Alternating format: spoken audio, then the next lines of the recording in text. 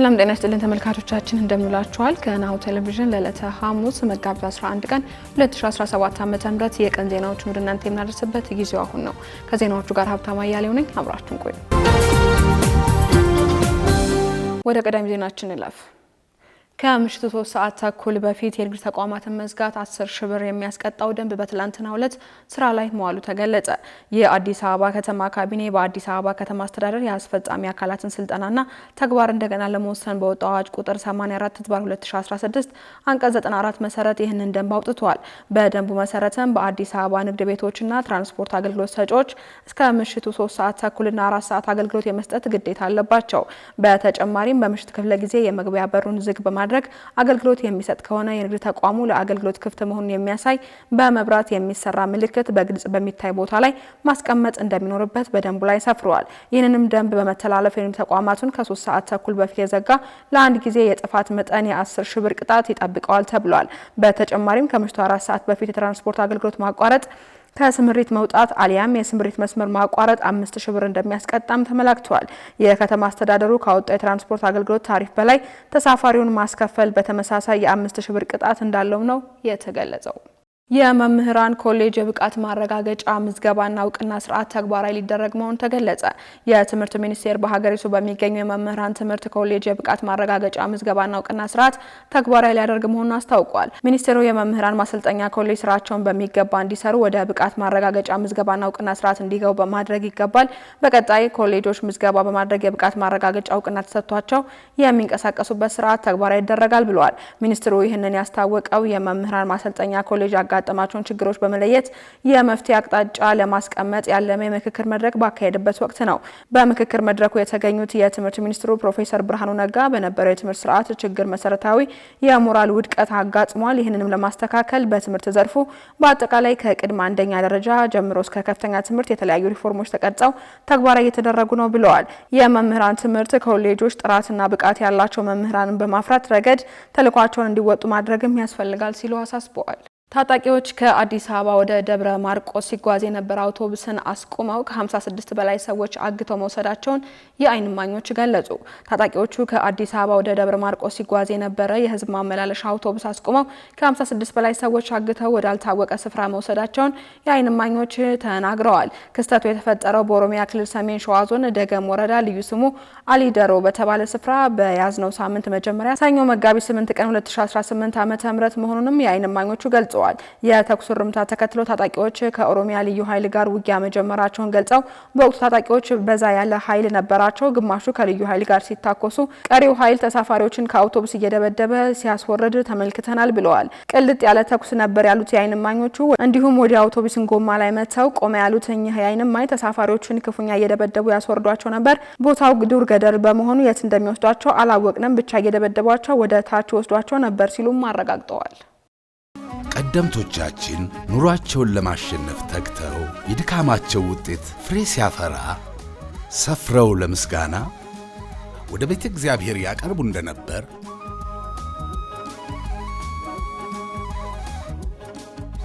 አባቶቻችንም በትውልድ ርክክብ ተቀብለው ከእምነታቸው ሳያጎድሉ ከገቢያቸው ላይ አስራት በኩራት በማውጣት ትእዛዝ አምላክን በመፈጸም በረከት ማግኘትን እንዳስተማሩን እኛ ደግሞ የዚህ ዓለም ወከባ ሳያዘናጋን በጊዜ መጣበብ ሳንስተጓጎል ከእምነት ከሥርዓታችን ሳንጎድል አስራታችንን በዘመናዊ መንገድ በአቢሲኒያ ባንክ የአስራት በኩራት ልዩ አገልግሎት በኩል በማውጣት ሃይማኖታዊ ግዴታችንን መወጣት ቀጥለናል። እርሶም የአቢሲኒያ ባንክ አስራት በኩራት ልዩ አገልግሎት ተጠቃሚ ይሁኑ። አቢሲኒያ የሁሉም ምርጫ። እነሆ የምስራች! የ10 አየር መንገድ የበረራ ትኬት ለውድ ደንበኞቹ በተቀላጠፈና አስተማማኝ በሆነ መንገድ እያቀረበ ያለው በዚህም በደንበኞቹ የተመሰገነው ጉዞጎ አሁን ደግሞ ተደራሽነቱን በማስፋት ተጨማሪ ባንኮችን በማካተት ለውድ ደንበኞቹ የበለጠ አስተማማኝ ለመሆን ችሏል። የጉዞጎን አፕሊኬሽን ከአፕ ስቶር ወይም ከፕላይ ስቶር በማውረድ የመነሻና የመድረሻ ከተማዎትን መርጠው ዋጋ አወዳድረው የሀገር ውስጥም ሆነ ዓለም አቀፍ በረራ ማድረግ ካሰቡ የበረራ ትኬቶን ክፍያ በአቅራቢያው በሚገኙ ባንኮች አንድም በአካል በመሄድ ወይም በኦንላይን የክፍያ አማራጮች ክፍያዎትን በመፈጸም የበረራ ትኬቶን በእጅ ያስገቡ። ከዚህም በተጨማሪ እንደ ሁል ጊዜው ወደ ጉዞጎ የጥሪ ማዕከላችን 7473 በመደወል ከሙሉ የበረራ መረጃ ጋር የ24 ሰዓት የትኬት አገልግሎት ማግኘት እንደሚችሉ ስናበስሮ በታላቅ ደስታ ነው። ለበረራዎ ጉዞጎ።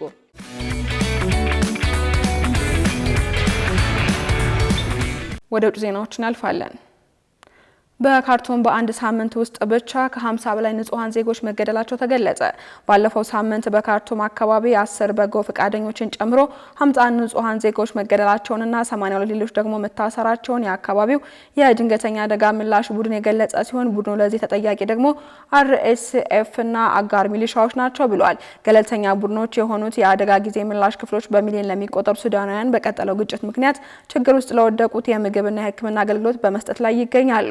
ሆኖም በተፋላሚ ወገኖች ሆን ተብሎ በሚደረግ እንቅፋት፣ ግድያ፣ ስርዓትና በጎ ፈቃደኞችን በማሰቃየት ጥረታቸው እንደተስተጓጎለም ይናገራሉ። ባለፈው ሳምንት ቢያንስ 10 በጎ ፈቃደኞችን ጨምሮ 50 ዜጎች ሲገደሉ ከ12 በጎ ፈቃደኞች በተጨማሪም 70 ሰላማዊ ዜጎች ታፍነው መታሰራቸውን በመግለጫው አስታውቀዋል። ቡድኑ የአስገድዶ መድፈር ሪፖርቶችን እንደደረሰው ገልጾ ነገር ግን በማህበራዊ መገልገልና ስጋት ምክንያት ትክክለኛ ቁጥሩን ማወቅ አለመቻሉን አስታውቋል። RSF እና አጋር ሚሊሻዎች በካርቱም አካባቢ ያልታጠቁ ሰላማዊ ዜጎች ላይ ያነጣጠረ ሰፊ የሰብአዊ መብት ጥሰት ፈጽመዋል ሲልም ከሷል። አክሎም ከደቡብ ሱዳን የመጡ ቅጥረኞችን በRSF ሽፋን በሰላማዊ ሰዎች ላይ ግፍ ፈጽመዋል በሚል ክስ አቅርቧል። የተባበሩት መንግስታት ድርጅት 4.9 ሚሊዮን ከ5 ዓመት በታች የሆኑ ህጻናት፣ ነፍሰ ጡርና የሚያጠቡ እናቶች በከፍተኛ የምግብ እጥረት እንደሚሰቃዩም ገልጿል። 30.4 ሚሊዮን ሱዳናውያን ማለትም 64 በመቶ የሚሆነው ህዝብ ደግሞ የሰብአዊ እርዳታ ይፈልጋል ማለቱ የሚታወስ ነው። በመጨረሻም ሐማስ አሁንም በሩ ለንግግር ክፍት መሆኑን አስታወቀ። ጣሂር አልናኖ የተሰኙት የሐማስ ባለስልጣናት እንዳሉትም እስራኤል ጥቃቷን እንደ አዲስ ብትጀምርም ሐማስ አሁንም ለድርድር በሩ ክፍት መሆኑን ገልጸዋል። ባለስልጣኑ አክለውም ሐማስ አሁንም ለድርድር ዝግጁ ነው፣ ነገር ግን አዲስ ስምምነት አስፈላጊ አይደለም በማለት ለቀድሞ ስምምነት በመዘግየት በቂ መሆኑና እስራኤል አሁንም የተኩስ አቁም ስምምነት እንድታከብር ከኤፍኤፍፒ ጋር ባደረጉት ቃለ መጠይቅ ገልጸዋል።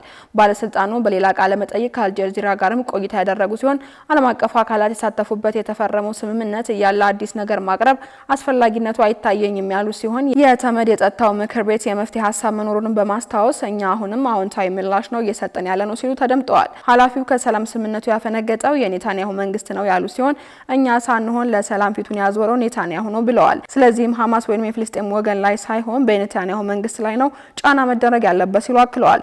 ኤልኖኖ የእስራኤል ወራሪ ኃይሎች ለቀደሙት ሆነ አሁን ለድርጊታቸው ምንም አመክኖ ማቅረብ አይችሉም፣ ከዚህ በኋላ ስምምነት መጣሳቸውን መቀጠላቸው አይቀርም ሲሉ ገልጸዋል።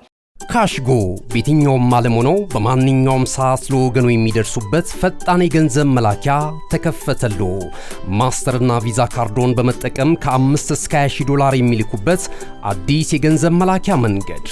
ካሽጎን ለየት የሚያደርገው የትኛውም የገንዘብ ዝውውር በፍጥነት አገልግሎት ከመስጠቱም ባሻገር ለማንኛውም አገልግሎት ምንም አይነት ክፍያ አለመጠየቁ ነው።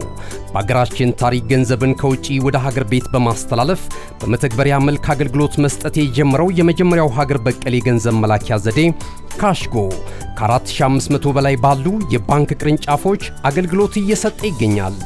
ገንዘቦን በሰኮንዶች ልዩነት ውስጥ ይፈልጉ በአካውንቶ ወይንም በእጆ ቆጥረው የሚወስዱበት ልዩ ዘዴ። በቅርቡ ሁሉንም ኢትዮጵያዊ ባለቤት ለማድረግ ጉዞ የጀመረው ካሽጎ ዛሬውኑ መተግበሪያውን በስልኮ ላይ በመጫን የአገልግሎቱ ተጠቃሚ ሆኑ። ፍጥነት መለያችን፣ ኢትዮጵያን መክፈቻችን፣ ካሽጎ ነው መላኪያችን። ካሽጎ የአዲሱ ትውልድ ብራንድ።